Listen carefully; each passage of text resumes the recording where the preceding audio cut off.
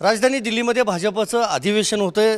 माझ्यासोबत बोलण्यासाठी भाजपचे नेते आणि मंत्री सुधीर मुनगंटीवार आहेत। भाऊ, निवडणुकीचा शुभारंभ म्हणायचा नाही, साधारणतः तुम्ही बघितलं असेल तर आमची राष्ट्रीय परिषद ही नियमितपणे होते आणि दर वर्षाला कधीतरी राष्ट्रीय परिषद होते, 3-4 महिन्याला राष्ट्रीय कार्यकारिणी होते। भारतीय जनता पार्टी ही काही परिवारवादावर विश्वास ठेवणारी पार्टी नाही, ही पूर्णपणे शुद्ध लोकशाहीवादावर, कार्यकर्त्यांच्या शक्तीवर, कार्यकर्त्यांच्या ऊर्जेवर व वैचारिक व्यासपीठावर विश्वास ठेवणारी पार्टी आहे।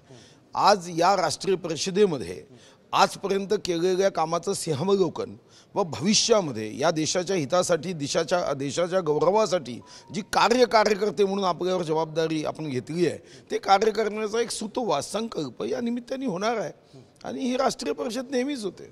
आणखी एक विषय, इलेक्ट्रॉल बॉन्ड बंद झाले, स्थगिती दिली त्याला कोर्टानं, सामनामधून टीका केली, भाजप त्याच बॉन्डमुळे मालामाल झाला होता। सामनाची भूमिका नाही, सामनेची भूमिकेवर प्रतिक्रिया देणे इतकी त्यांची भूमिका एवढी गलिच्छ असते, नीच असते, निम्न असते, तर मला वाटतं की आता प्रतिक्रिया देण्याची आवश्यकताच नाही। कारण ते त्यांची सत्ता गेल्यानंतर त्यांच्यावर जो नकारात्मक मेंदूवर परिणाम झाला आहे आणि जसं कधी दृष्टीने एखादा व्यक्ती अंध असतो, हे मेंदूनी अंध झाले आहे आणि म्हणून काय टीका करतात, काय म्हणतात।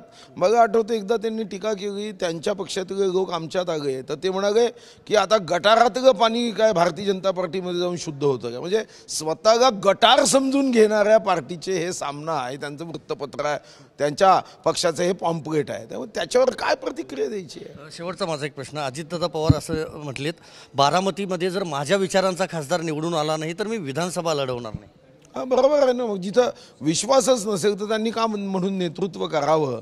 तर असा भाव त्यांनी व्यक्त केला की इतके वर्ष मी बारामतीची सेवा केली आणि बारामतीला एक नगर परिषद असून सुद्धा महानगरपालिकेमध्ये ज्या सोयीसुविधा नसतील त्यापेक्षा जास्त सोयीसुविधा मी बारामतीला दिल्या। कृषी क्षेत्रामध्ये बारामतीमध्ये सिंचनाची सोय नव्हती, त्या सोयी केल्या। साधारणतः आत्ता जेव्हा लढाई आहे तेव्हा सेवा मी केली आणि ज्यांनी बारामतीमध्ये कधीच लक्ष केलं नाही, जे राजकारण करत राहिले, त्यांच्या पाठीशी तुम्ही उभे राहाल तर तुम्हाला विकासकारण पाहिजे की राजकारण पाहिजे, एवढाच हेतू आहे। धन्यवाद आमच्याशी बोलल्याबद्दल। Video journalist Vinod Kumar sir, मी संदीप राजगोळकर, TV9 मराठी, नवी दिल्ली।